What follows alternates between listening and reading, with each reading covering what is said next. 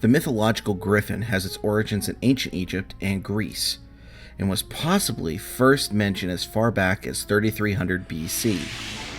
Often viewed as a monstrous beast who can tear into foes and prey alike with razor-sharp talons and its crushing beak, the Griffin in BattleTech isn't as fearsome as its mythological counterpart. I personally consider the BattleTech Griffin to be a mythological mech when it comes to BattleTech lore. There's just so much history attached to this design, both in and outside the BattleTech universe. From anime-inspired origins to the unseen debacle, this design is in good company when it comes to iconic designs that ooze nostalgia. And we all truly appreciate 80s mecha throwbacks, don't we? The original physical design for the Griffin comes from the anime Fang of the Sun, Dougram, or as the Japanese call it, and I apologize if I butcher this, Taiyo no Kiba Dagarum. Fang of the Sun Dougram is a story about political revolution and how war can have an impact on the young.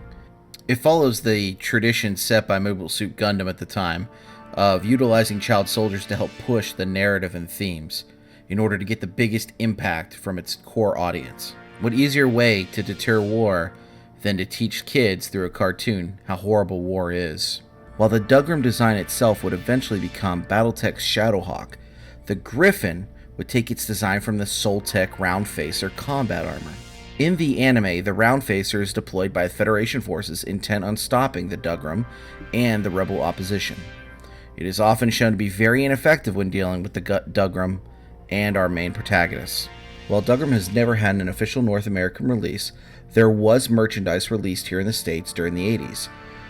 Hobby maker Revell released model kits of the Dougram designs as part of the Robotech model kit line.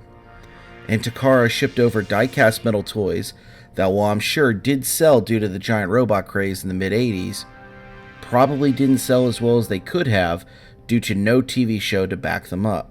It's also fun to note that Dougram did have 2 board games released in Japan, Battle of Kalnock and the Battle of Stan Ray, both of which have gone up in value on the secondary markets in recent years and have become way out of my price range. As a Dougram fan, I would kill to have these games and actually play them. I hear they're actually a lot of fun. Maybe when I win that lottery, I'll snag those, and along with a bunch of 4K cameras, like 4K red cameras, just to upgrade the channel, something like that. Heading back to the BattleTech side of things, the Griffin is what would eventually be called one of the unseen. For those that aren't familiar with the term, I'll try to make this quick. When FOSSA created and published BattleTech back in the 1980s, they had licensed several mecha designs from 20th century imports. Not to be confused with 20th century films or Fox or anything like that. And this included designs from Crusher Joe, Dougram, and Super Dimensional Fortress Macross. Important to note that Macross would become Robotech here in the United States thanks to Harmony Gold. Skipping ahead a bit, in the mid-90s, Harmony Gold and FOSSA were in the middle of a lawsuit bonanza, where eventually came to light that 20th century imports may not have been in a position to actually license out those rights to those designs to FASA.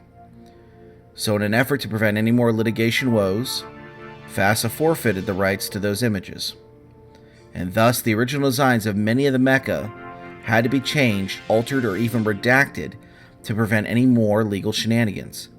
This required redesigning the mechs to look different enough so no one got sued. But there's a lot more to it, and that was the short version, so let's continue on. In the BattleTech universe, the Griffin makes its debut in the year 2492.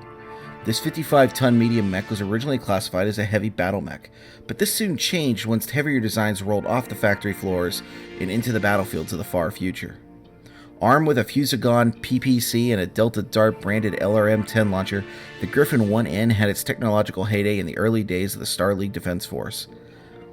Now we flash forward to 3025. The Griffin is readily available throughout the Inner Sphere, and while it is no longer the bleeding edge in terms of battle technology, great houses often utilize vast numbers of the Griffin due to the extreme proliferation of parts from multiple manufacturers. The Griffin has found itself in a unique position as a rather inexpensive medium mech that could easily be a fourth choice in a multitude of lances. Need a heavier mech to hang with some wasps or stingers? Bam! Need a long-range partner for your Wolverine?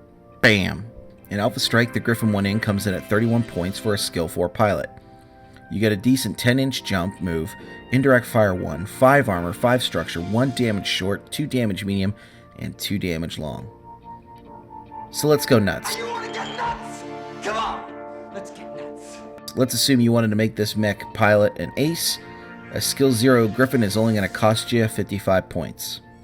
Not bad at all. In classic BattleTech, the Griffin 1N has a walk of 5, run of 8, and jump of 5. Basically, going to fulfill its role as a sniper with its LRM-10 launcher and its PPC. So you want to stay in that medium to long range bracket, get those sweet shots, and try not to close the gap.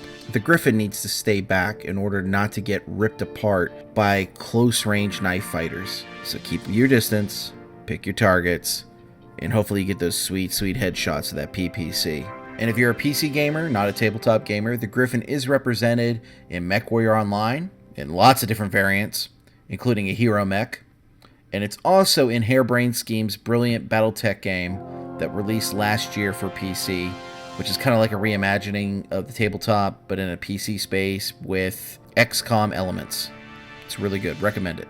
If you'd like to get your own Griffin miniature, you can snag this particular version of the Griffin in the newly released BattleTech Beginner's Box Set, where it's an exclusive release right now. And if the box set's not an option for you, head over to ironwindmetals.com. They have plenty of variants of the Griffin out there, including my personal favorite, the Primitive Griffin. Now this one is pretty awesome, not gonna lie, but I also do like the Primitive. If you'd like to see my review of the box set and how I painted the Griffin, click the link above or in the video description below. The Griffin is a fun, fluffy mech that has deep roots in the BattleTech universe going all the way back to the very beginning days of the game. If you'd like to know more about the Griffin 1N, check out Record Sheet Succession Wars and also TRO, or Technical Readout, Succession Wars. Both were recently released as of February 2019 to Drive-Thru RPG. These are best of compilation sets, so if you already have a lot of the other Succession Wars sheets, you probably don't need to double dip or triple dip or quadruple dip, depending on where you are at the fandom level here with BattleTech.